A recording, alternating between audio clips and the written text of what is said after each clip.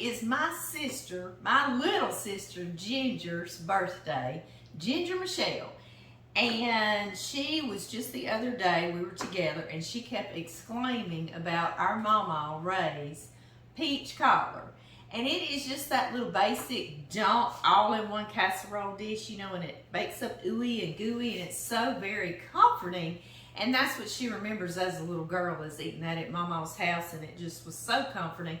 So I thought for her birthday, I'm going to surprise her today. She and I are going over to my daddy's, our daddy's. I always say my daddy. And so I'm going to surprise her with this. She doesn't know I'm making it for her, but maybe it will comfort her as much, or close to Mama's. First thing I'm going to do, I have a stick of butter. Mine's unsalted. That's 8 tablespoons. And or half a cup. And I'm going to slide this in an oven that's 350 degrees Fahrenheit. And this is what our Mama would do. She would put it in there in the casserole dish you're going to cook it in. Now this one is a 9 by 13 by 2. You could do it in a smaller one as well. Just remember, you know, the smaller you get, the thicker it gets. So any size really, what you prefer. Our Mama would slide this in the oven and let it get really melted and almost like browned butter. Y'all know what I'm talking about? So I'll start this before I do anything else, because I want that to really melt and really brown in that oven. So I'm going to get this going. We are going to start with 1 cup of sugar, just white sugar. I think it'd be great to add a little brown sugar with that, you know, but we're just sticking to Mama's recipe today. This is going to be 1 cup of all-purpose flour. So because it's all-purpose, we are going to have to put a pinch of salt to counteract our sweetness. And we're going to put 1 1/2 teaspoons of baking powder. And let's see, I need my 1/2 teaspoon. Let me not forget that. That'll help it rise and become golden bubbly. And now I'm going to whisk this around. This will be our dry mixture. And yes, you can use self-rising flour if you would like to do that. And I know my Mama would. She would sometimes too. So absolutely feel free to do that. I had a chunk of sugar in there. I was trying to get stirred around. Okay, guys.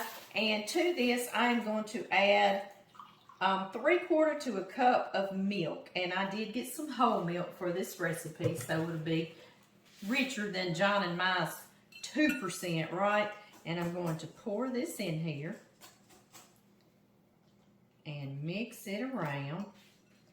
To this, I can put a little bit of this peach juice, and I have got 2 15-ounce cans of peaches. You certainly can. You see, I'm just sort of draining about half a can of that juice in here just to flavor our dough, right? You certainly can use frozen peaches. I have. And you can use fresh peaches. Yes, I have done that too. Now, if you use the fresh peaches or the frozen, you are going to have to cook them a little bit on your stove and add some sugar to them to make a syrup. That's all the difference is. So these canned peaches, they're working in our favor, right? Okay, y'all, you see that? Beautiful, beautiful dough for us.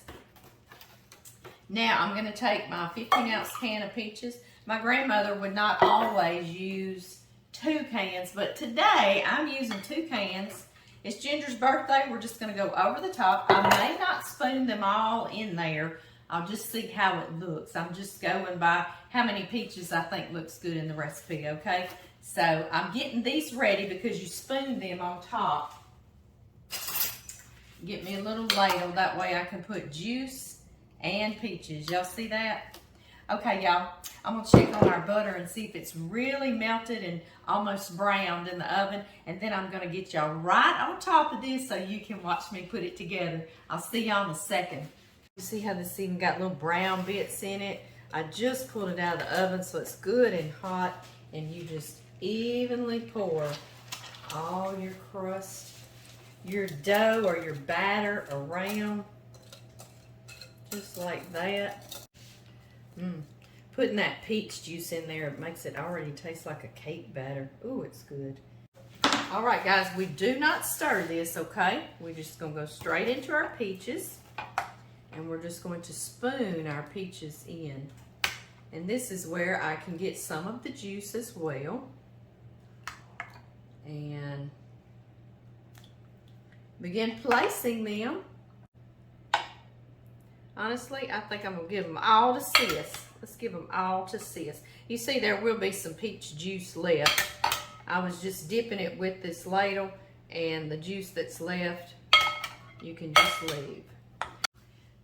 This casserole dish is still hot, and I am just for giggles, kicks and giggles, I am going to sprinkle a little more sugar on top, just like that, so it can crystallize a little bit on top.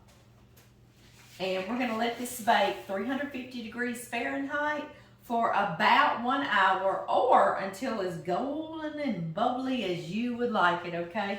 So I will see y'all back then. Ooh, it's ready. I'm trying to scrub on my stove while I was waiting. Okay, y'all. Y'all ready? Are y'all ready? Me too.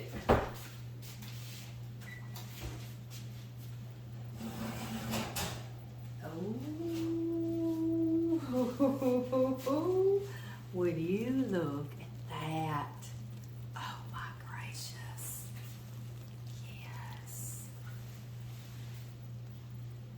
Yum. That's what they mean by golden bubbly, because it's just bubbling. I'm gonna let this cool a little bit. Maybe we'll sneak us a little bitty bite. I'll see y'all in a second. Okay, y'all, I can't stand it anymore. Can y'all? It's juicy down in there and ooey and gooey. Y'all see I got just a little bit, and I'll use my spoon and kind of fill it back in, and nobody will know. Y'all ready? Ooh, it's still hot though. You see it?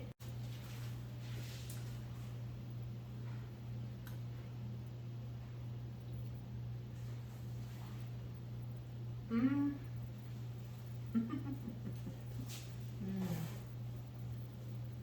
I taste a little bit of my mama's love in there, I do. Melting your butter in the oven and letting it brown just a little bit gives it a nice caramelized flavor. I really hope Ginger enjoys this. Happy birthday, Sis.